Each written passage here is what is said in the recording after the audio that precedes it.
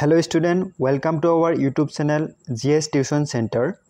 আজিৰ এই ভিডিঅ'টোত আলোচনা কৰিম দশম শ্ৰেণীৰ বিজ্ঞানৰ অধ্যায় 2 অৰ্থাৎ এসিড ক্ষাৰক আৰু লৱণৰ টপ 30 মাল্টিপল চয়েস কোৱেশ্চন সমূহ। সো প্ৰথম কোৱেশ্চনটো দিয়া আছে তলৰ কোনটো pH মানৱ পৰিসৰত মানৱ শৰীৰে ভালদৰে কাৰ্য কৰে।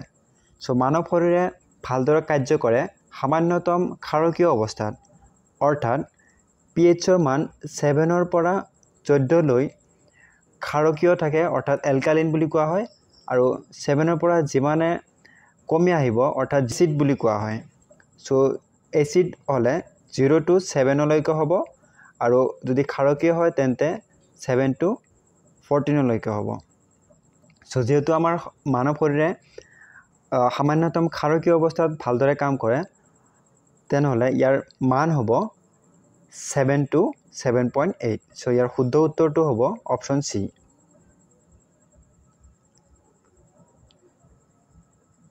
কোৱেশ্চন নম্বৰ 2 দিয়া আছে তলৰ কোনটো pH মানৰ পৰিসৰত আমাৰ দন্তক্ষয় সূচনা হয়। সো মানুহৰ মুখত সাধাৰণতে এসিডিক থাকে, pH মান এসিডিক থাকে, কিন্তু যদি pH মান 5.5 তকৈ কম হয় তেন্তে আমাৰ মুখত দাঁতৰ ক্ষয় হয় অৰ্থাৎ দন্তক্ষয় হয়। তেন্তে ইয়াৰ শুদ্ধ উত্তৰটো হ'ব অপচন বি। 5.5 তকৈ pH মান কম হলে আমাৰ মুখত দন্তক্ষয় হয়। কোৱেশ্চন নম্বৰ 3 দিয়া আছে এটা দ্ৰৱই নীলা লিটমাছ ৰঙা কৰে ইয়াৰ সম্ভাব্য pH মান।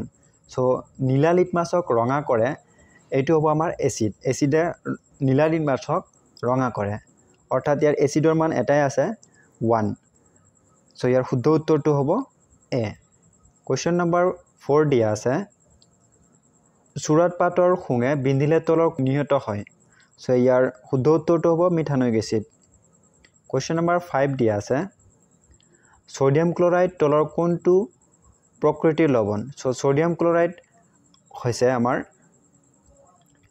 প্ৰশমন বিক্ৰিয়াৰ লৱণ অৰ্থাৎ প্ৰশমন বিক্ৰিয়া হেতু বিক্ৰিয়া কোৱা হ'ব যিটো বিক্ৰিয়াত এসিড আৰু ক্ষাৰকৰ মাজত বিক্ৰিয়াৰ ফলত এসিডে ক্ষাৰকৰ গুণ নোহোৱা কৰে আৰু ক্ষাৰকে এসিডৰ গুণ নোহোৱা কৰে হেতু বিক্ৰিয়া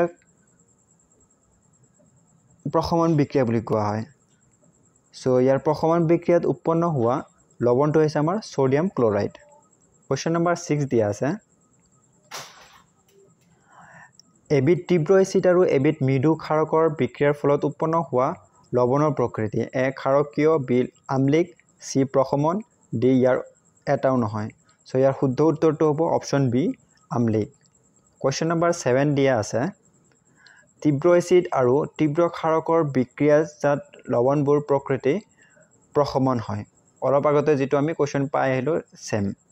সো কোৱেশ্চন নম্বৰ 8 দিয়া আছে তলৰ কোনটো অধাতৱীয় অক্সাইডৰ প্ৰকৃতি প্ৰশমন।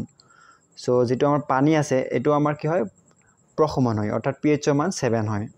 কোৱেশ্চন নম্বৰ 9 দিয়া আছে তলৰ কোনবিধ সোডিয়াম যৌগ অম্লনাশকবোৰৰ এটা উপাদান। অম্লনাশক হৈছে যেতিয়া আমাৰ পেটত পাকস্থলীত এসিডৰ পৰিমাণ বৃদ্ধি পায় তেতিয়া আমাৰ কি হয় গ্যাস্ট্ৰিক হয় অৰ্থাৎ এই গ্যাসটো আমাৰ প্ৰশমিত কৰিবলৈ আমাৰ কি খোৱা হয় অম্লনাশক অৰ্থাৎ এসিডটো প্ৰশমিত কৰা মেডিসিন খোৱা হয়। সো এসিডটো প্ৰশমিত কৰা ঔষধটো হৈছে বা সোডিয়াম যৌগটোৰ নাম হৈছে সোডিয়াম হাইড্ৰোজেন কাৰ্বনেট। সো ইয়াৰ শুদ্ধ উত্তৰটো হ'ব অপচন বি। কোৱেশ্চন নম্বৰ 10 দিয়া আছে তলৰ কোনবিধ যৌগক পানী স্থায়ী কঠিনতা দূৰ কৰিবলৈ ব্যৱহাৰ কৰা হয়। সো ইয়াৰ শুদ্ধ উত্তৰটো হ'ব ৱাশ্বিং সোডা বা কাপোৰ ধোৱা সোডা অপচন 1। কোৱেশ্চন নম্বৰ 11 দিয়া আছে তলৰ কোনবিধ যৌগই ক্লোৰিনৰ সৈতে বিক্ৰিয়া কৰি ব্লিচিং পাউডাৰ উৎপন্ন কৰে। সো ব্লিচিং পাউডাৰ উৎপন্ন কৰা যৌগটো হৈছে ক্যালসিয়াম হাইড্ৰক্সাইড। কোৱেশ্চন নম্বৰ 12 দিয়া আছে প্লাষ্টাৰ অফ পেৰিছে পানীৰ সৈতে বিক্ৰিয়া কৰি উৎপন্ন কৰা পদাৰ্থবিধ হৈছে। সো প্লাষ্টাৰ অফ পেৰিছ হৈছে এটা বগা পাউডাৰ যাক হাত ভৰি ভাঙিলে প্লাষ্টাৰ কৰিবলৈ ব্যৱহাৰ কৰা হয় অৰ্থাৎ আৰু আমাৰ ওয়ালবোৰত বিভিন্ন ধৰণৰ ডিজাইনসমূহ বনাবলৈ প্লাষ্টাৰ অফ পেৰিছ ব্যৱহাৰ কৰা হয়। সো ইয়াৰ শুদ্ধ উত্তৰটো হ'ব অপচন ডি জিপসামলৈ পৰিৱৰ্তিত হয়। কোৱেশ্চন নম্বৰ 14 দিয়া আছে তলৰ কোনবিধ যৌগ উত্তপ্ত কৰি সোডিয়াম কাৰ্বনেট পাব পাৰি সো ইয়াৰ শুদ্ধ উত্তৰটো হ'ব option B baking soda question number 15 দিয়া আছে এসিড আৰু ধাতুৰ মাজত বিক্ৰিয়াত উৎপন্ন হোৱা গেছটো সদায় কি হ'ব আমাৰ হাইড্ৰোজেন গেছটোৱে উৎপন্ন হ'ব সো অপচন বি টো শুদ্ধ উত্তৰ হ'ব কোৱেশ্চন নম্বৰ 16 দিয়া আছে এসিডে ধাতব কাৰ্বনেট বা হাইড্ৰোজেন কাৰ্বনেটৰ লগত বিক্ৰিয়া কৰিলে উত্তপ্ত হোৱা গেছটো কাৰ্বন ডাই অক্সাইড অৰ্থাৎ অপচন সি হ'ব শুদ্ধ উত্তৰ কোৱেশ্চন নম্বৰ 17 দিয়া আছে সোডা এসিড অগ্নি নিৰ্বাপক যন্ত্ৰত ব্যৱহাৰ হোৱা সোডিয়াম যৌগটোৰ নাম হৈছে বেকিং সোডাটো অগ্নি নিৰ্বাপক যন্ত্ৰত ব্যৱহাৰ কৰা হয় কোৱেশ্চন নম্বৰ 18 দিয়া আছে বৰেক্স উৎপন্ন কৰিবলৈ ব্যৱহাৰ হোৱা সোডিয়াম যৌগবিধ হৈছে কাপোৰ ধোৱা সোডা অৰ্থাৎ অপচন বি হ'ব শুদ্ধ উত্তৰ কোৱেশ্চন নম্বৰ 19 দিয়া আছে তলৰ কোনবিধ এবিধ প্ৰাকৃতিক সূচক নহয় সো প্ৰাকৃতিক সূচক আমি পাইছো কি লিটমাছ আৰু হালধি পাইছো আৰু কৃত্ৰিম সূচক কোনবিলাক আছিল আমাৰ মিথাইল অৰেঞ্জ আছিল দেন ফিননেফথলিন আছিল এইবিলাক আছিল কি আমাৰ কৃত্ৰিম সূচক সো ইয়াতে প্ৰাকৃতিক সূচক নহয় বুলি কৈছে অৰ্থাৎ আমাৰ কি হ'ব মিথাইল অৰেঞ্জটো শুদ্ধ উত্তৰ হ'ব লিটমাছটো আমাৰ কি হয় প্ৰাকৃতিক সূচক হয় দেন হাইড্ৰোজেন জিঅৰ পাহি এটো আমাৰ প্ৰাকৃতিক সূচক হয় হালধি প্ৰাকৃতিক সূচক হয় সো মিথাইল অৰেঞ্জ শুদ্ধ উত্তৰ হ'ব কোৱেশ্চন নম্বৰ 20 দিয়া আছে তলৰ কোনবিধ এটা সাংশ্লেষিক সূচক সো সাংশ্লেষিক মানে হৈছে কি কৃত্ৰিম সূচক সো অলপ আগতে ক'লো ফিননেফথলিন আমাৰ কি হ'ব সাংশ্লেষিক অৰ্থাৎ কৃত্ৰিম সূচক হয় সো অপচন ডি টো আমাৰ শুদ্ধ উত্তৰ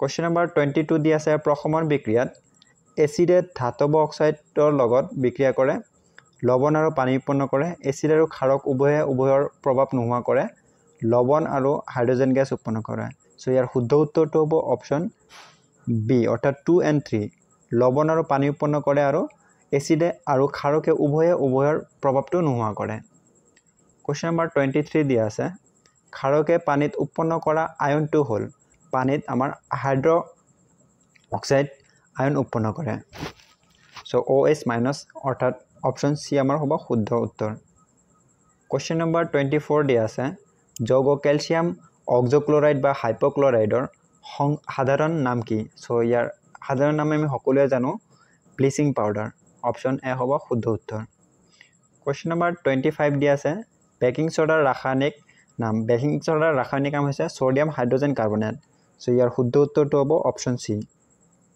কোৱেশ্চন নম্বৰ 26 দিয়া আছে সোডিয়াম হাইড্ৰোজেন কাৰ্বনেট উত্তপ্ত কৰিলে পোৱা যায় অৰ্থাৎ সোডিয়াম কাৰ্বনেট দিয়া আছে কাৰ্বন ডাই অক্সাইড এসিড সোডিয়াম লৱণ পানী সো ইয়াৰ শুদ্ধ উত্তৰটো হ'ব সোডিয়াম কাৰ্বনেট দেন কাৰ্বন ডাই অক্সাইড আৰু কি হ'ব পানী অৰ্থাৎ অপচন ডি টো আমাৰ হ'ব শুদ্ধ উত্তৰ কোৱেশ্চন নম্বৰ 27 দিয়া আছে কাপোৰ ধোৱা সোডা ৰাসায়নিক সংকেত কি সো কাপোৰ ধোৱা সোডাৰ ৰাসায়নিক সংকেত হৈছে সোডিয়াম কাৰ্বনেট প্লাস 10টা পানীৰ অণু অৰ্থাৎ সোডিয়াম কাৰ্বনেটৰ লগত 10টা পানীৰ অণু পূৰণ হৈ থাকিব হেতু হৈছে আমাৰ কি কাপোৰ ধোৱা সোডাৰ ৰাসায়নিক সংকেত সো অপচন সি টো আমাৰ হ'ব শুদ্ধ উত্তৰ কোৱেশ্চন নম্বৰ 28 দিয়া আছে বেকিং সোডাৰ ৰাসায়নিক সংকেত হ'ল সো বেকিং সোডাৰ ৰাসায়নিক সংকেত হৈছে সোডিয়াম বাইকাৰ্বনেট অৰ্থাৎ অপচন বি হ'ব আমাৰ শুদ্ধ উত্তৰ কোৱেশ্চন নম্বৰ 29 দিয়া আছে জিপসামক 373 কেলভিন উষ্ণতাত উত্তপ্ত কৰিলে তলৰ কোনবিধ যৌগ উৎপন্ন হয় সো আমাৰ জিপসামক 373 কেলভিন উষ্ণতাত উত্তপ্ত কৰিলে এটো আমাৰ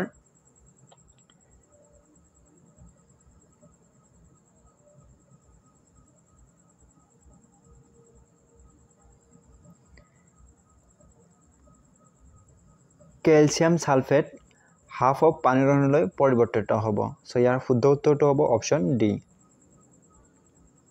তেনে কোৱেশ্চন নম্বৰ 30 দিয়া আছে যৌগ ক্যালসিয়াম সালফাইড হাফ অফ পানীৰ অণুৰ সাধাৰণ নামটো হ'ল প্লাষ্টাৰ অফ পেৰিছ অৰ্থাৎ শুদ্ধ উত্তৰটো হ'ব এ সো এইখিনি আছিল এইটো ভিডিঅ'ত আলোচনা কৰিবলগীয়া মোষ্ট ইম্পৰ্টেন্ট MCQ কুৱেশ্চন সমূহ সো শেষলৈকে চোৱাৰ বাবে ধন্যবাদ আৰু পৰৱৰ্তী ভিডিঅ'সমূহ আপডেট পাবলৈ চেনেলটো সাবস্ক্ৰাইব কৰি লবা আৰু ভাল পালে তোমাৰ বন্ধুবৰ্গৰ লগত শ্বেয়াৰ কৰি দিবা ধন্যবাদ